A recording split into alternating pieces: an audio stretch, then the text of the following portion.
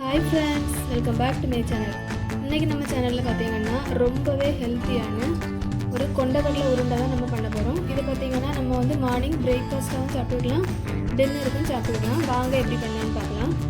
இன்றைக்கி பார்த்திங்கன்னா கடலை உருண்டை பண்ணுறதுக்கு வந்து நான் வந்து இன்றைக்கி 1/4 கிலோ கருப்பு கொண்டக்கடலை எடுத்திருக்கேன்.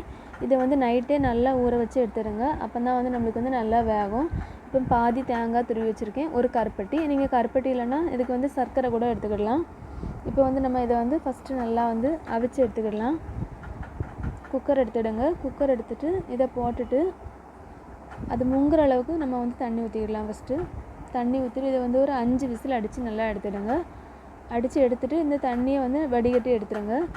இந்த மாதிரி ஒரு உரல் இருந்துச்சுன்னா உரல் எடுத்துக்கிடுங்க. அப்படி இல்லைனா நீங்கள் மிக்சியில் கூட லைட்டாக வந்து ஒரு சுற்றி எடுத்துக்கிடலாம். ஃபஸ்ட் நம்ம கடலையை போட்டுட்டு இந்த மாதிரி உலக்கையை வச்சு நல்லா வந்து இடிக்கணும். அப்போ தான் வந்து நம்மளுக்கு வந்து கடலை வந்து ஃபஸ்ட்டு நல்லா வந்து மேஷ் ஆகி வரும். நம்ம வந்து ரெண்டாவது சர்க்கரை போடும்போது வந்து இது வந்து இடிபடாது. அதனால தான் நம்ம வந்து கடலையை வச்சுட்டு நல்லா வந்து இடிச்சுக்கிடணும்.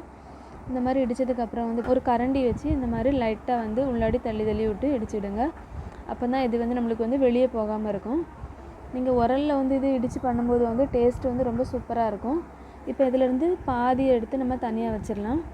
எதுக்காகனா நம்ம வந்து இப்போ கருப்பட்டியும் தேங்காயும் இதில் ஆட் பண்ணும்போது அது வந்து ஃபுல்லாகவே வந்து நம்மளுக்கு வந்து இடிக்க முடியாது. அதனால் ஃபஸ்ட்டு நம்ம வந்து கருப்பட்டி போட்டு நல்லா வந்து இதை வந்து ஃபஸ்ட்டு நம்ம வந்து இடிச்சுக்கிடலாம். இது நல்லா இடிஞ்சதுக்கப்புறம் நம்ம வந்து தேங்காய் ஆட் பண்ணிக்கிடலாம். இப்போ பார்த்திங்கன்னா கருப்பட்டி வந்து நல்லா வந்து இடிய ஆரம்பிச்சிட்டு, இனிப்பு பார்த்திங்கன்னா உங்களோட இனிப்புக்கு ஏற்ற மாதிரி ஆட் பண்ணிக்கிடுங்க. இப்போ கருப்பட்டி இடித்ததுக்கப்புறம் நம்ம வந்து இதில் துருவி வச்சிருக்கக்கூடிய தேங்காயும் போட்டுக்கிடலாம். தேங்காய், அப்புறம் நம்ம தனியாக எடுத்து வச்ச கடலை, இது எல்லாத்தையும் போட்டு நல்லா வந்து இடிக்கும்போது அது எல்லாமே நம்மளுக்கு வந்து ஒன்றா சேர்ந்து வரும். இப்போ பார்த்திங்கன்னா நல்லா வந்து கலர் எல்லாமே சேஞ்ச் ஆகிருக்கு. நம்ம இதை வந்து தனியாக வந்து ஒரு பவுலில் எடுத்துக்கிடலாம். இது டேஸ்ட்டு பார்த்திங்கன்னா ரொம்பவே சூப்பராக இருக்கும். இப்போ நம்ம வந்து இதை வந்து உருண்டை பிடிச்சிக்கிடலாம். இந்த கடலை உருண்டை பார்த்திங்கன்னா இதை வந்து நம்ம வந்து அடிக்கடி செஞ்சு சாப்பிட்றதுனால வந்து கொண்டக்கடலையில் இருக்கக்கூடிய சத்து என்ன சத்துனா ப்ரோட்டீன் வந்து அதிகமாக இருக்குது.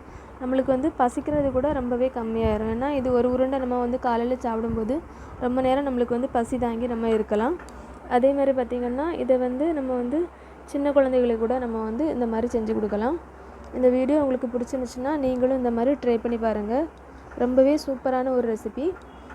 பிடிச்சிருந்தா லைக் பண்ணுங்கள், ஷேர் பண்ணுங்கள், கமெண்ட் பண்ணுங்கள், சப்ஸ்கிரைப் பண்ணுங்கள். தேங்க்ஸ் ஃபார் வாட்சிங்.